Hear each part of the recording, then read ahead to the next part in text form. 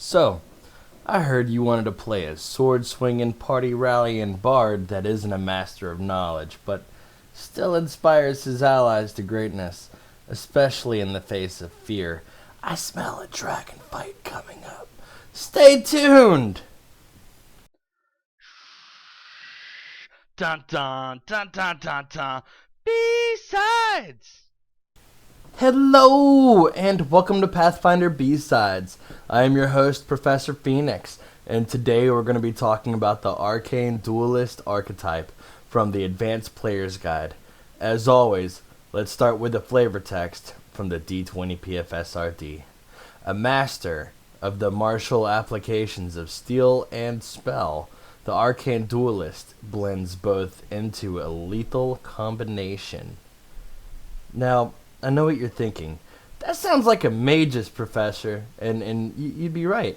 The main thing to take away here is that the APG came out a year before Ultimate Magic, and Ultimate Magic is where the mages came from.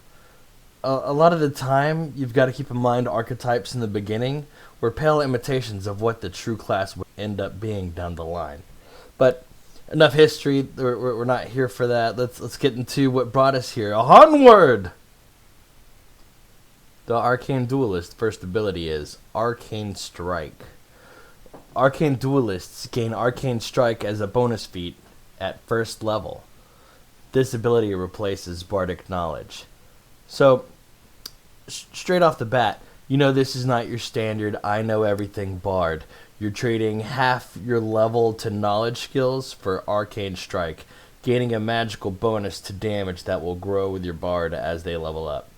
Now, I've played a bard from 1 to 20, and I've got to say I always loved having the knowledges down for the team. I wasn't the main source of magical offense or defense or physical offense or defense. I took spells that would have been great for a sitcom at low levels and eventually spells for a thriller or an action movie in the end. As long as you know what you're trading out, you should be fine. Speaking of normal bard things being traded out, let's talk about the bardic performance. An Arcane Duelist gains the following types of bardic performance. Rallying Cry, which is a supernatural ability. At first level, an Arcane Duelist can use performance to rally dispirited allies. Each round, he makes an Intimidate check.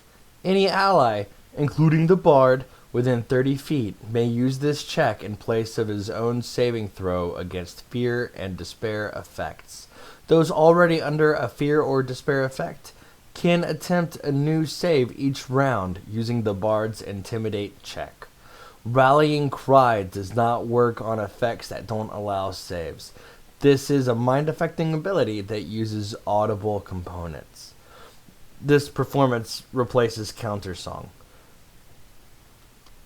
Now, considering I never was able to use Countersong effectively, this seems worth it, given you a somewhat useful ability, especially if you know you're going up against something that does fear effects, like a dragon. Results may vary. Next, we've got Blade Thirst, which is another supernatural ability. Wow, this guy. An Arcane Duelist of 6th level or higher may use performance to grant one weapon, one natural weapon, one end of a double weapon, or 50 items of ammunition of the same type within 30 feet of +1 enhancement bonus. This enhancement bonus increases by +1 for every 3 levels after 6th, maximum of 5 at 18th level. These bonuses stack with existing bonuses and may be used to increase the item's enhancement bonus up to +5 or to add any of the following weapon properties: Defending, Distance, Ghost Touch, Keen, Mighty Cleaving, Returning, Shock, Shocking Burst, Seeking, Speed, or Wounding. If the weapon is not magical, at least a +1 enhancement bonus must be added before adding special abilities. This performance replaces Suggestion. Like I was saying earlier, it's an early version of the Magus. At this point, you've got access to second level spells, and you're about to get third level spells. The Bard spell list isn't very offensive, but you can get where you need to be to deliver these alternate forms of damage. Be your own hero! I need to make a shirt of that.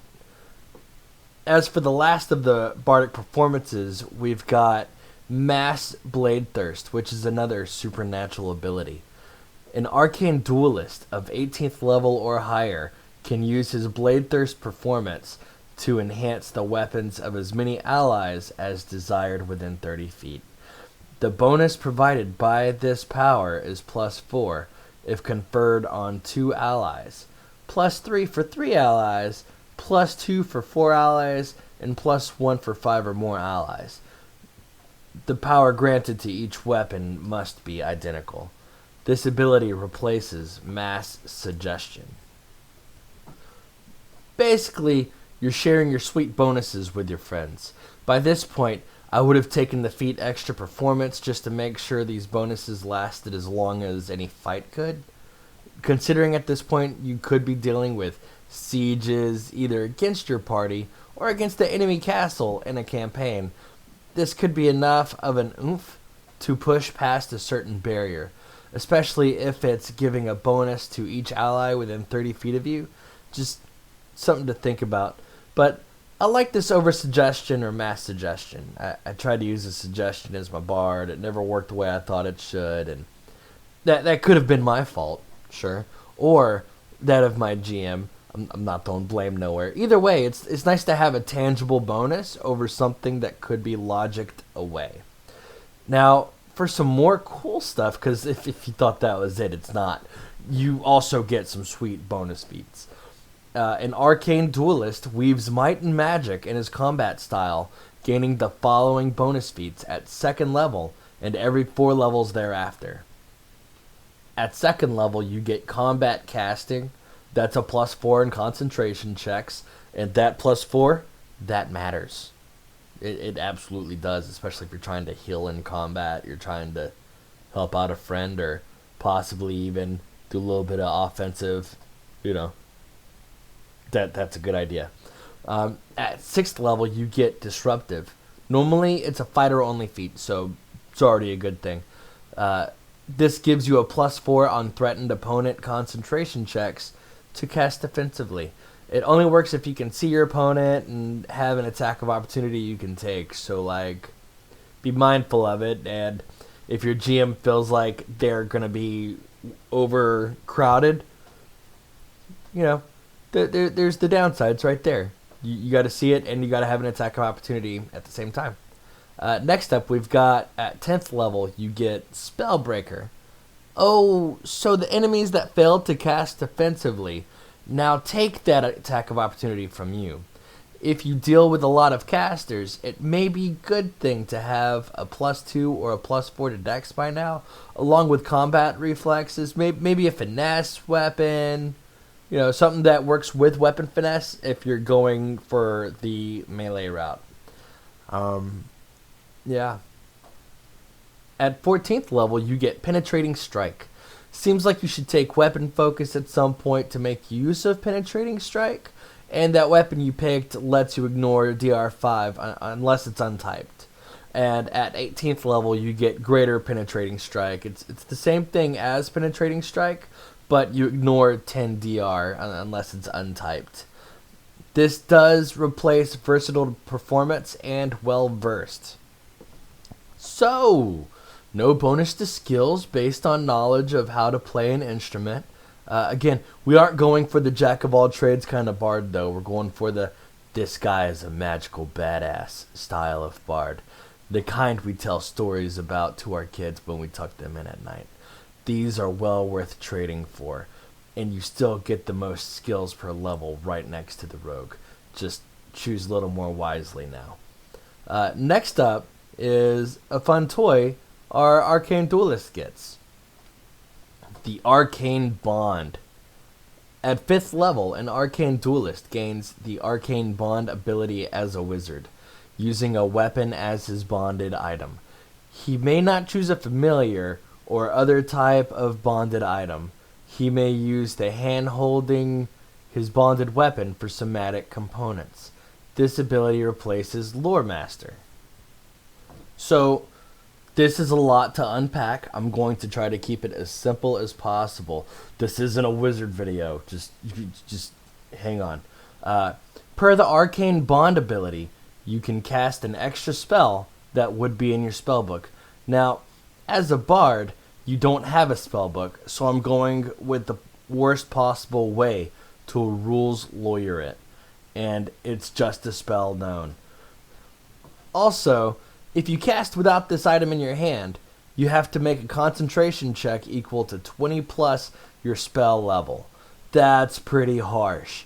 Now, you can upgrade your weapon using the usual rules as well, as long as you have the feat and upgrade it with gold and time. This is actually pretty great for roleplay, for when you're around the campfire at night, running the whetstone over your blade, enhancing it for the next day. Maybe running runic inlays across the blade, telling its story for the next hero to wield it. Now, you'll lose Lore Master, which came in handy a few times in my adventure as a bard, but I just love the flavor of this enough that I'd be willing to give it up. Finally, the last ability for the Arcane Duelist is Arcane Armor. At 10th level, an Arcane Duelist gains medium armor proficiency and can cast bard spells in medium armor with no chance of arcane spell failure. At 16th level, he gains heavy armor proficiency and can cast bard spells in heavy armor with no arcane spell failure. This ability replaces Jack of all trades. Ah yes, we've got another staple that eventually went into the Magus class. The increasing of armor proficiency. Very straightforward in explanation. You're trading away the ability to be trained in all skills, eventually being able to take 10 on any skill check ever. I like to see this as, instead of studying books, you're, at the end of the day, maybe you're pulling out an old armor set and you're just like trying to bend your knees while you're wearing it and getting more and more accustomed to the heavy weight. But you still get rid of your being able to take 10 on any skill check ever. On the plus side, you can wear some heavy armor and wade into the bloodbath, your blade murdering the crap out of everything that stands in your way. Become a pirate and take the enemy's armada. See that fort over there? Go take it. It's yours in about 5 hours. See that dragon flying through the sky? Maybe hold off, it's still a dragon. You could go talk with it though, see if it has anything you can do for it. Okay, I'm rambling now. Yay for heavy armors though. The downside being that heavy armors only give so much bonus to AC, and by 10th level you're defending against much more than just physical attacks. Maybe find a way to gain a little bit of spell resistance, but that's another video down the line. Either way, that's been my thoughts on the Arcane Duelist. For an archetype, I'd give it like 7 out of 10. You trade away some of the fun things about being a bard for more martial ability, which I think the writer of the archetype knew, which is why it eventually became the Magus base class. In less than a year, Ultimate Magic dropped, giving us the Magus along with even more fun ways to do magic and weird archetypes. I'm not saying this is a replacement for the bard or for the Magus. The Magus obviously still gets Spell Strike, which delivers spells from hand through weapon to the target in a very efficient and thoroughly amusing way. I could see the Arcane Duelist being useful if your GM is doing a core rulebook classes only kind of game. You're still a bard, just more martially feasible. Maybe a second line fighter right next to the cleric, but still behind the fighters and paladins and barbarians, of course. Let them be the meat shields. You can come in with the damage. Be sure to let me know in the comments if there are any other archetypes you'd like me to cover, or if there are any other rule sets you would like to see shown. I'd like to thank Xantric for the suggestion. There's a lot I learned from making this video. Of course, his suggestion came from our Discord. Link is in the description, so go on ahead and join if you haven't already. There's a Patreon that you could go check out as well if you want to give us a hand or get first dibs on what I should do a video on. Hell, even if all you want to do is sub for a month just for like a tip status, that'd be cool too. It helps me buy books and eventually save up for a camera so I can do other cool stuff for the channel. Let's see, there's a Facebook, a Twitch channel where we play live games, and a second YouTube channel you guys should go check out called SCD Play Games, where we play games and do other video stuffs. Yeah. Mostly it's just us hanging out and talking smack, but I mean, in these socially atrocious times, like, you should absolutely try to maybe hang out and talk smack with your friends. If you enjoy painting minis or watching someone else paint them while telling stories or just supporting new channels in general, you should go check them out and see if they're up your alley. Finally, I wanted to thank you for watching all the way through this video. I've been trying a new way of writing these, and I wanted to see what you guys thought. Let me know in the comments if this is too wordy for what should just be, this is the archetype, fall in love with it, or leave. Or maybe I'm just trying to educate as much as I can. As always, thanks for watching, and keep gaming.